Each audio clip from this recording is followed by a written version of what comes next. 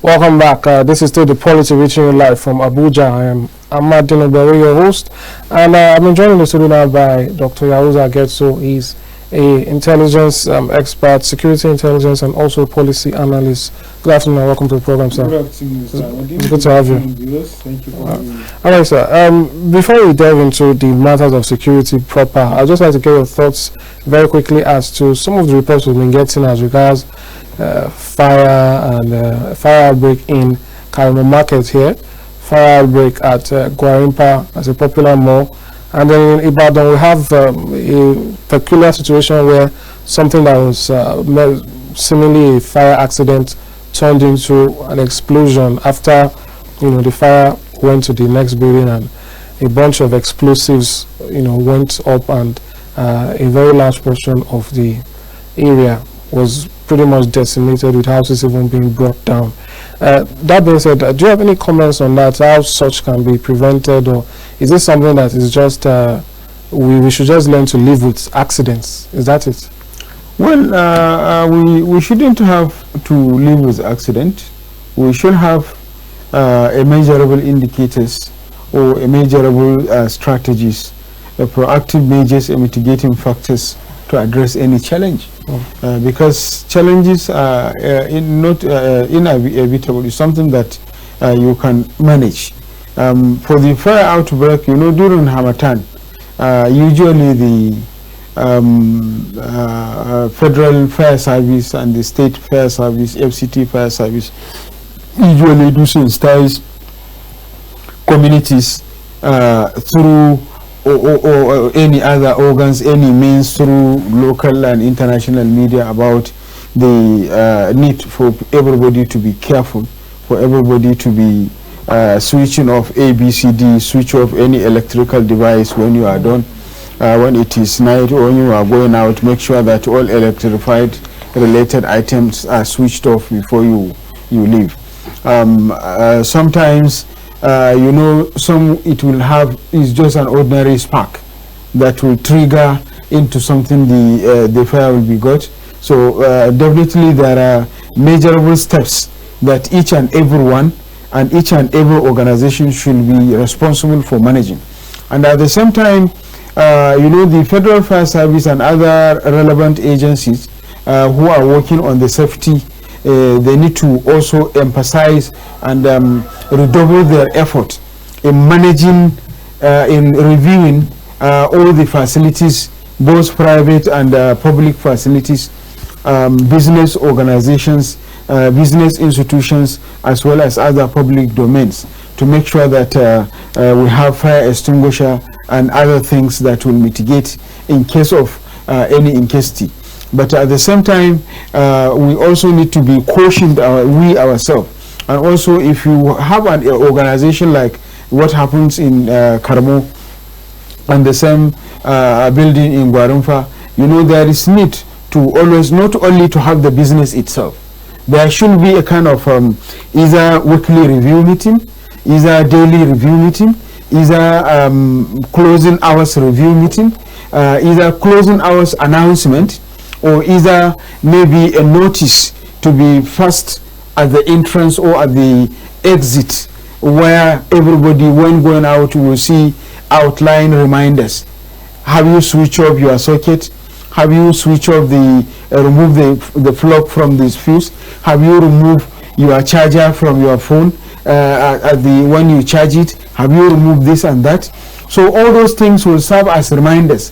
And then at the entrance of your office, if it is a public organization or a private offices, there should be that kind of outline reminders so that people can make reference.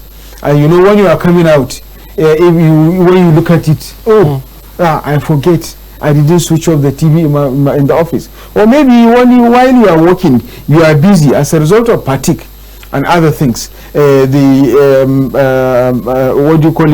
Electricity providers, that is the NEPA, took off the lights, and you forget to put off the socket, because once the power is back and some of these appliances are connected, if you don't have a circuit breaker, and sometimes even the circuit breaker you cannot guarantee it, because sometimes the capacity at which the power will be returned, probably for one reason or the other.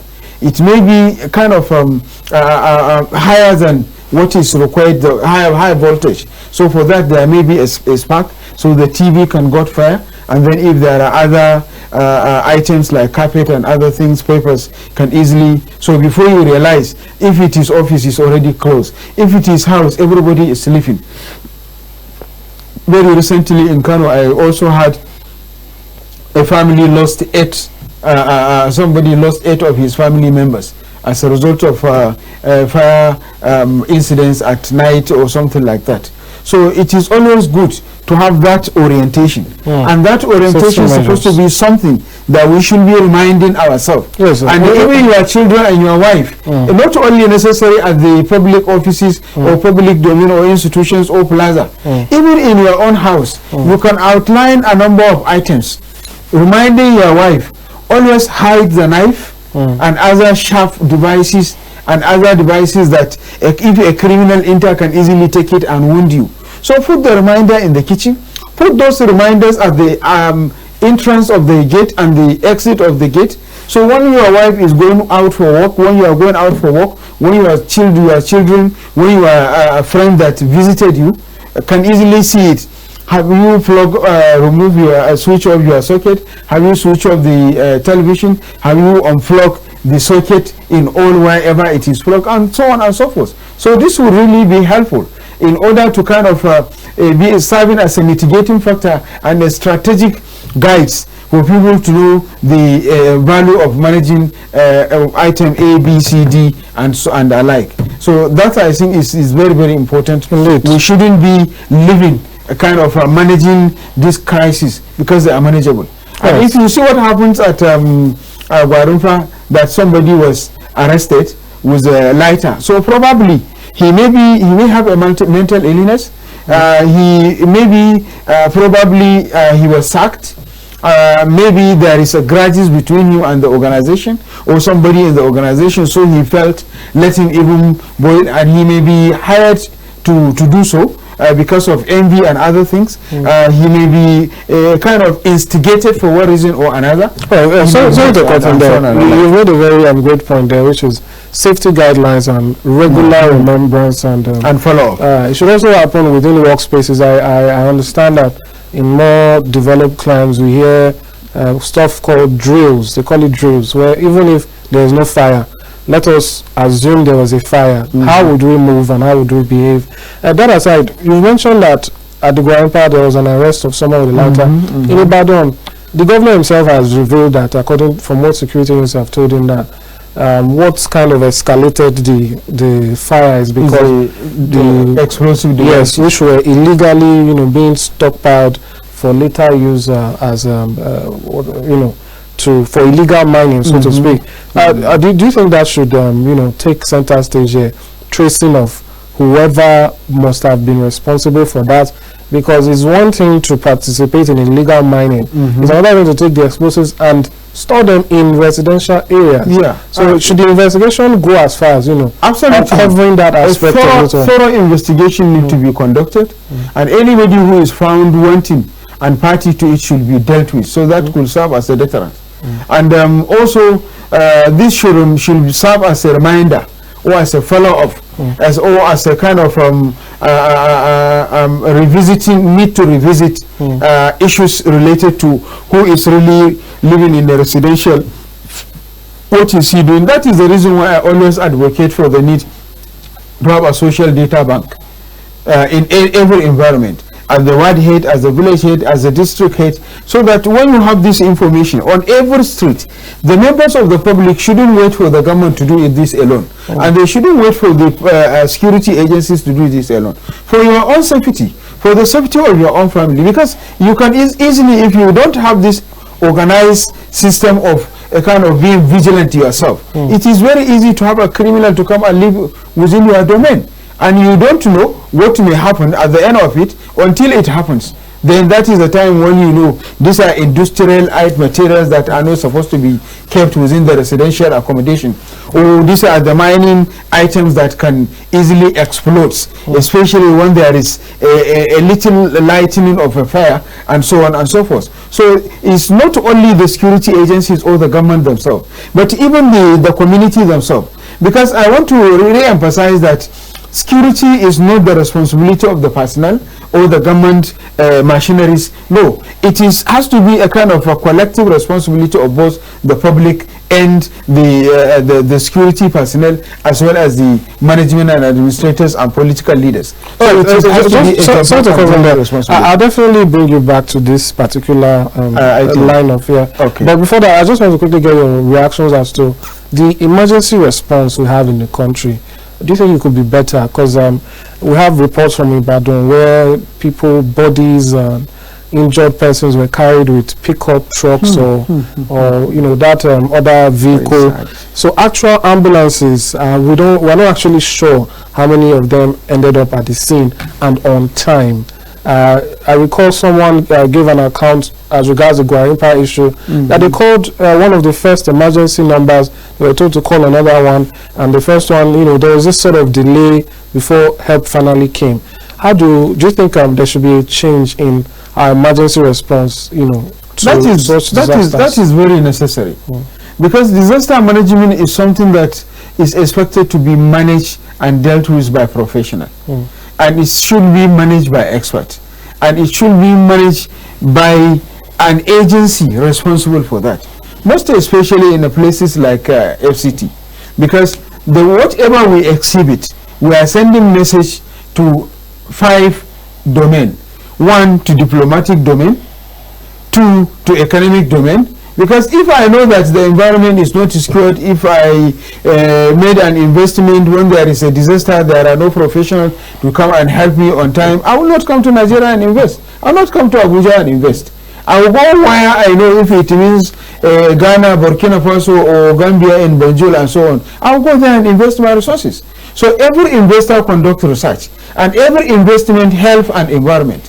So we have to find a mitigating factors whereby we'll make necessary emphasis on kind of reinvigorating and re-improving the circumstance on how we manage things, on how we kind of improve our communication strategy, and to hold and account anybody who is found responsible when a phone is rung for an emergency and the person did not respond.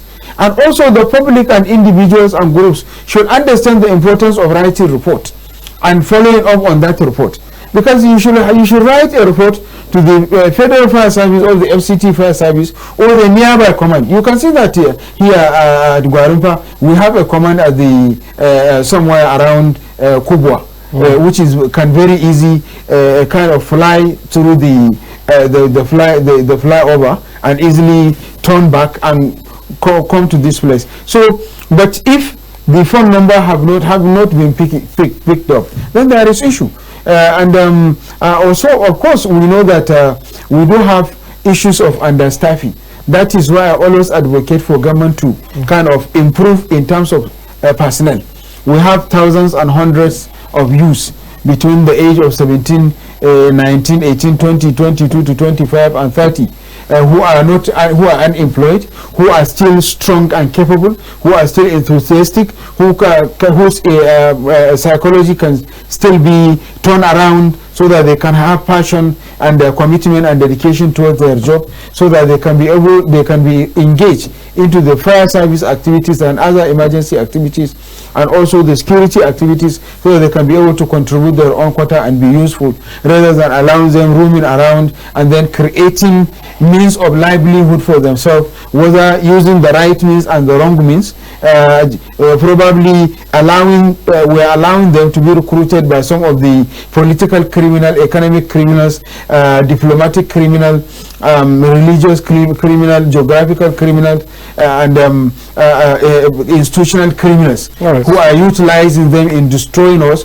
or in creating a number of chaos and anarchy and a number of crises and so on and so forth. I could remember that one of the people that was recently kidnapped about 3 months ago in Buari here, when we were discussing with the guys the kidnappers, I want to tell you that they were speaking a better English than mine.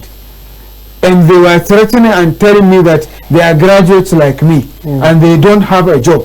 When I was kind of interrogating them, trying to lobby and beg, why do they have to do that before they are able, despite that I understand that they are highly educated. They confess, one of them even confessed that he read civil engineering in university, he finished his service and no job, so he has to find a means of getting a capital. He is doing this kidnapping activity just wanting to get a capital so that he can come back to normal business, which I know is very difficult. All right, Dr. Yahuza, let's move into that now. There are a lot of theories flying left, right, and center, and I'd just like to say people forget how insecurity changes people, even those who experience it directly or those who are friends of those who experience it. Take for instance, I'm giving an instance of my morning routine. This morning coming to work, I saw 3 men wearing in the army regalia, you know, the normal camouflage and normally it wouldn't be any different to me to just be men of the armed forces. Just the other day we were commending them for their work, but you know, hearing a lot of stories where we hear that bandits or terrorists or whatever they are go about dressed in military gear, so to sort of get people into some level of safety before they pounce on them and attack. That being said, there have been a lot of terrorists flying around, and I want to know, with your experience particularly, this particular theory that what we are seeing might not really be people kidnapping like we know, that is basically people kidnapping from some external forces to fund their operations, and their operations in actuality is land grabbing, which is to collect the lands of Nigerians, actual Nigerians. So there's this suggestion that most of these people, a lot of them, are actually from out of the country, and they are just seeking to establish their terror industry in the country. Is there any truth to this, or is it that all the problems we're encountering are all homegrown? Well, I disagree with anybody who is saying that the bandits and the kidnappers are foreigners. They are Nigerian nationals for several reasons. One, when you speak with them through their accents. 2, when you listen to the audio clips that is going around. And 3, when you see them being interrogated unprofessionally by police. Because as far as I'm concerned, it's very unprofessional for you to arrest a criminal. And then you will come and be video taping the person, and then you are sharing it on social media. This is very unprofessional conduct. It exhibits a kind of lack of training and parading of suspects. Parading of suspects. Because for one, he is a suspect. You are not sure of either he committed that offense or no. I don't know the legal perspective of it. Actually, they've been told in several counts not to parade suspects. So as far as I'm concerned, it's really condemnable and very unprofessional, unprofessionally prevented. And that's, as such, you are also communicating to the other criminals in the other terrains, other domain and other hard-to-reach communities and other hideouts to kind of change their identity or find another systematic way of understanding you, the interrogator, you, the investigator, and they can track you and also kill you. And they can track you to hijack you or kidnap you or force you to go somewhere so that you can be able to share some intelligence information for them to know how to attack the government agencies. So now going into your question, actually I quite disagree that they are foreigners trying to, it's a whole group. And for several reasons that it becomes kind of, we are breeding criminality and we are fueling criminality and we are adding the fire flame to the criminality for several reasons. One, our recruitment process in many years back, 20, 30 years and thereby, our recruitment process for personnel have been very rotten.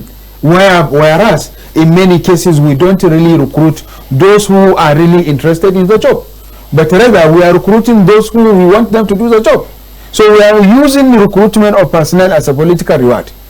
So if anybody as a member of the State Assembly, member of the National Assembly, Senate member, or leader of the party at the local government, the local government chairman, the vice chairman, the secretary and the councillors, anybody who has been asked, we receive a letter that there will be a recruitment. So everybody now provides his own list. You have the councillors list, you have the chairman list, you have the chairman of the party at the local government list, you have the permanent secretary list, you have the federal permanent secretary list, you have the governor's list, you have the permanent secretary government house list, you have the special service unit list, and so on and so forth, and even the divisional police officer.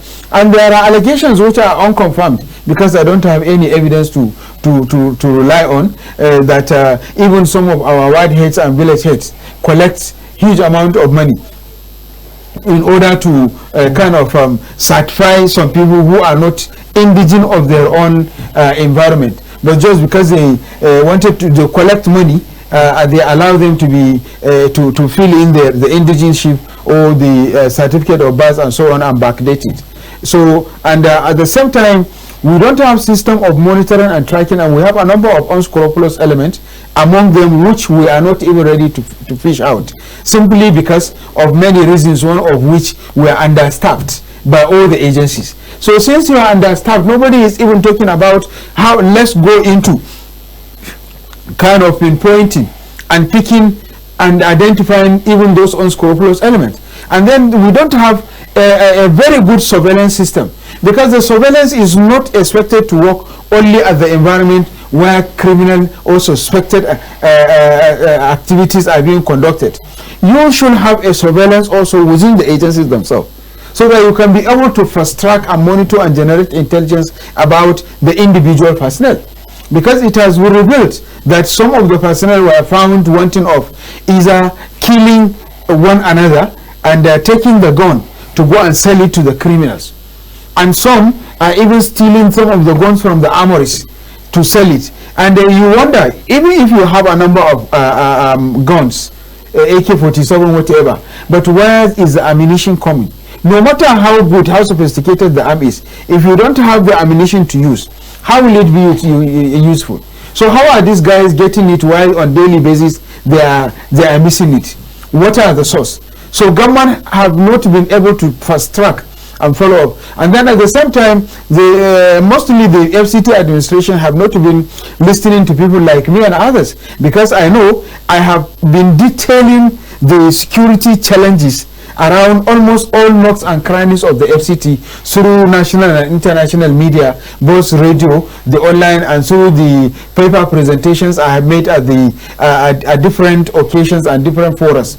Whereas I made a very clear details of the procedures and kind of detail and caution and call the attention and advocated for government to be very, very careful and to take a very sensitive measures in terms of about 5 items. One, how to convert criminality into an IGR and a surveillance mechanism, as well as also utilizing it for kind of intelligence gathering. So let me get that correct. Did you say criminality? Yes, of course. Utilizing criminality? Yes, of course. In what way? The government of the FCT administration have been suspecting scavengers, scrap metal traders, as well as those at the Fanteka and other places, among the people who are aiding in conducting criminality, the confiscation of motorbikes and sometimes the recycles, that is the kidnappers, which I felt FCT administration have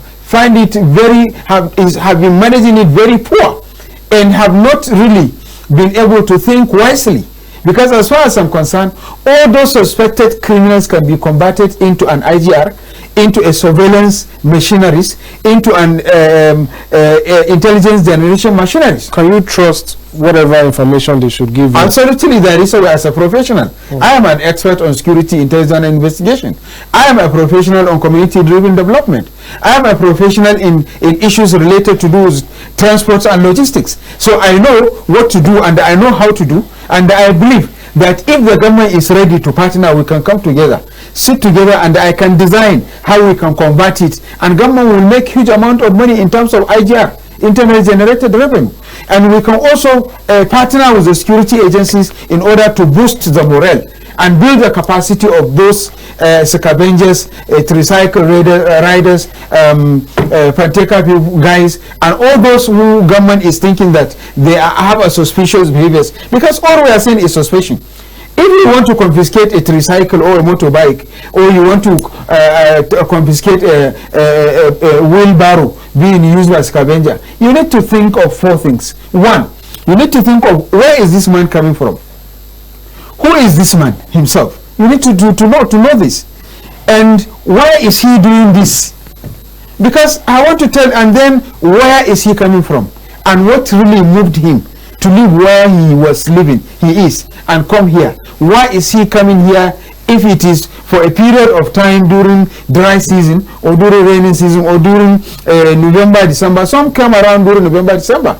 Some came around during January through July. When it is raining, they go back to their places and continue cultivation and harvesting and so on and so forth. Some are here during the rainy season. When it is dry season, they go and conduct what do you call it, dry season farming. That is irrigation and other things, because that is how they are able to. So, but if you confiscate a tricycle or a motorbike from anybody, and you did not find a mitigating factor, 1, at that very night, you have created a more crisis to yourself, not to him. Because for him, he must earn a living, and he must strategize another way of earning a living. And probably he doesn't even have where he is sleeping, because some of them are not even using the morning hours in order to earn a living. So you need to understand, why are they not working in the daytime?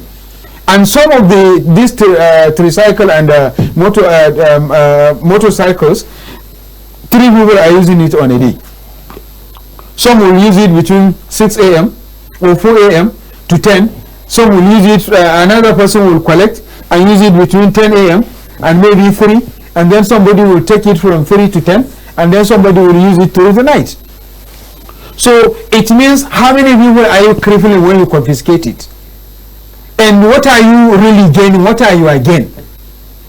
And at the same time, the more you confiscate it, you melt it, whatever you do, he still go back to his home, to his village, sell his cow or farm or whatever, and then come back and buy another one and still continue using. So why can't you accommodate him and utilize him wisely? So what is the alternative? The alternative I have mentioned is, they can be converted into an IGR.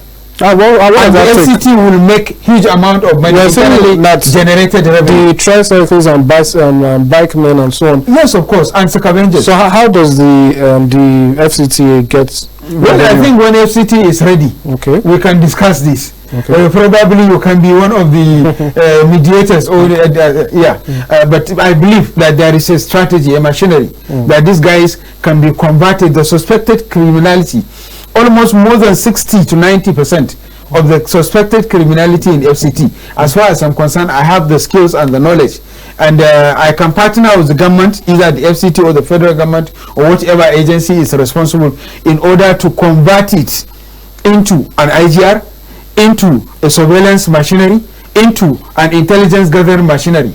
You're speaking about suspects now, suspected criminals. Yes, because I don't have any evidence. No, you used the right words there. I want to now ask about situations where it is confirmed that there are more than suspects now. I believe one of the northern states the other day, a number of the words used for them was repentant thugs or thereabouts. Repentant Boko Haram. Yes, they were, sort of brought into the police force. What are your thoughts on that? Because we've heard reports that sometimes some criminals who allegedly or reportedly repent tend to come into the force and then use the knowledge they gain to help their fellow criminals out there. So have you forgotten that we have a number of stake on that? Yeah, have you forgotten that we have a number of thieves among educated persons? How many ministers were found wanting of stealing money? How many managing directors? How many national program managers? How many permanent secretaries serving were found as among thieving and stealing money? So you can't get 100% of every group of people perfect. In every group, you must have what I said 60 to 70 or more than that can be probably among them you can find unscrupulous element. You are finding unscrupulous element even among our personnel who are professionally trained on patriotism, who are expected, you will never expect to have an unscrupulous element among the personnel that can kill his own colleague simply because, for not any reason, but rather because he want to sell out either the arms or the ammunitions.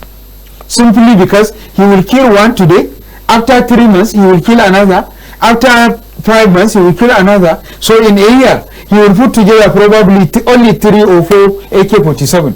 Then he will travel with it from Kano probably to Sokoto, or from FCT to Katsina, or from Katsina to Enugu, just simply because he has a partners to sell it and then make money and still continue to wear uniform. So there's something among the tricycle riders, among the Okada riders, among the scavengers, that is the Bola guys, or among the other guys at the Panteka and whosoever, scrap metal business, whatever you may call them. There are good, there are always ugly, and there are always bad. So you as a professional, as a government, as an institution, I as a professional, as an expert, I want to tell you that if I am moving on the streets, there are a number of things because of my level of my capacity and understanding of psychology and sociology, of human sociology, as well as the behavior sociology. I can be able to tell you to suspect a case. There are a number of times, even here in FCT, many a times I normally come out in the midnight with my car alone, simply because I want to establish the performance and the capacity as well as the service delivery by the security agencies. So I move around, and if I see a suspected vehicles, the Nigerian police force and all other civil defense and others who have been patrolling, even though I have never introduced myself to anybody when I meet, but many times I will see a suspected vehicles, I'll continue to follow that vehicle, and on getting to another checkpoint, I will make sure that I move first to get to the next checkpoint before the person arrives. And when I get there, I'll tell them there is a vehicle at my back with a so plate number. I'm suspecting that vehicle. Please, kindly, you guys should thoroughly check on it. And at the same time, I also move. Sometimes I will see the level of organization of the policemen or the mobile police or whosoever at the checkpoint. The way they organize themselves, they can easily, if I have one AK-47, if there are 20 as far as they are, the way they are, I can easily finish them and take all their AK-47 and leave. I normally guide them, no, you guys, why are you putting yourself together, why this and that? I professionally used to support the system. So I believe, and among even the police, those who are at the checkpoint, the servicemen, those officers and men that are being sent around to conduct ABCD activity during the stop and check, I also identify criminals among them, or suspected criminals. I'm sorry, I'm not calling them criminals, but they're suspected criminals, because there are behaviors of an officer or an armed man that can be exhibited, which can tell me that if this guy find any small chance, he can commit crime. Or probably many of them are combated criminals. Like I mentioned, the political thugs. Most of the political thugs, some of them, in many cases, you find that they are transporters and dealers of drugs. And then you combat them into the police, you combat them into the Nigerian Armed Forces, Nigerian Air Forces, Nigerian Navy, and so on and so forth. Because of the way we do our recruitment, even inclusive of the DSS and the NDLE and the Civil Defense, Immigration, Custom, and others, you all have those unscrupulous elements who the politicians of nowadays are considering that they are making a political reward. Politically motivated rewards because they served them and so on and so forth, or because they are part of those thugs that they utilize and they were unable to kind of support them in a better way, so they will now submit their name among their list when recruitment is happening. So these have really been not helping the situation of security and the safety in this country. Oh, that's fair enough. You've really extensively laid out possible alternatives. That being said, I'd like to get your thoughts on the issue of the, will I call it blame, or the level of responsibility that is being thrown at the state governors. People say, why do we always, call on the president, although the president himself, like we've said on the program before, while he was in opposition, did make note, or did state that the buck, or when it comes to security, the final buck stops at the desk of the president. That's what he said at the time. And we doubt that his mindset has changed just because he has become president. So at the end of the day, it also ends at his desk. But that being said, there are people also wondering what state governors can be doing here. But the constitution doesn't really give them official powers over security, because the security is only at... But they are mentioned at the chief security officer. Yes, they have. But, what actual powers do they have? They shouldn't have powers over police, because it's under the federal. But that being said, as I will stand, there is no legal framework for state police. So how innovative do you think governors can be in trying to secure their own spaces? There are 5 privilege opportunities that governors have, which they can utilize without having the state police. As far as I'm concerned, shouting for state police for the present Nigeria that we are is really rubbish. It doesn't make any sense. And it will not take us to the promised land. It will rather take us backward. That will not help Nigeria for several reasons. One of those 5 items advantages that I said is, one, usually the system we use for leadership recruitment is a polling unit, political local government, state assembly constituency, federal constituency, and senatorial constituency. It's very easy. That is one. Those governors can easily convert those political thugs that they normally have 1 or 2 or 3 at each polling unit. Let's assume that you have 1,000, you have 10, 30 polling, 280 polling units, assuming in Buhari LGA, area council. So if you take the youth leader of PDP, the youth leader of APC, the youth leader of AFGA, the youth leader of Labour Party, the youth leader of NNPP, the youth leader of PRP, how many? Making 6.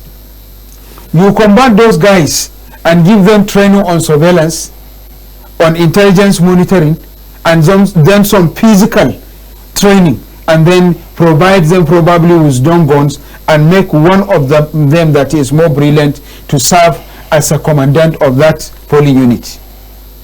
So those commanders from polling units, when we go to the ward level, you identify who is the most intellectual and the most, you set up a criteria, and then you at the ward level you can have ward level commander.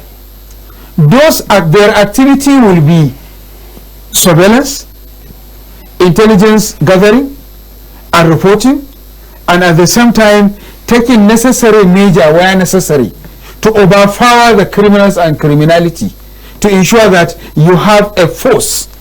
Our problem is we lack forces, and those forces can be light force, can be strong force, can be double force, can be quadruple force, can be triple force, and so on. You can set a structure, and then among them you will have a local government commandant. All you are doing is you are trying to put together all the resources mechanism of all division among them of APC, NNPP, PDP, AFGA, whatever. Now you say all of you are youth leaders of each party. So come together. In your community there is a problem of security. We want to give you training. We want you to remain in your PDP. We want you to remain in your NNPP. We want you to remain in your AFGA. We want you to remain in your APC, and so on and so forth. But we want you to know that Nigeria, or this community, is yours. And if criminals come, they don't even identify or select or verify who is PDP, who is APC, who is NNPP, who is PRP. They attack the entire community. So, now we already have emergence of a government. I am now the governor. So we should understand our differences, not forget our differences. We should understand our differences and work together towards securing your polling unit, your political what? Your local government, your state constituency, your federal constituency, your senatorial constituency. All right, so sorry to cut you. And then you just for time, due to time, I really want to get your thoughts or opinion on this issue of crowdfunding. There's it's becoming something new now, where people are kidnapped and others go online or go to various social media handles and they put it out to the public to donate. What do you think that could do for security? Well, as far as I'm concerned, that is condemnable action. It shouldn't be supported, especially by somebody at a level of authority, because you can call Professor Isa Ali Pantami as a leader in this country. He is a religious leader. He was a minister. Automatically, he is one of the political leaders. By his age, he is one of the elders in the FCT and even in northern Nigeria and Nigeria at large. And by extension, by his knowledge, wisdom, and other reasons, he is even among the international community leaders. So it shouldn't have come from someone like him. Because as far as I'm concerned, providing money or mobilizing money is creating, one, encouraging, giving the notion to the criminals that they even have the capacity, that government cannot even face them.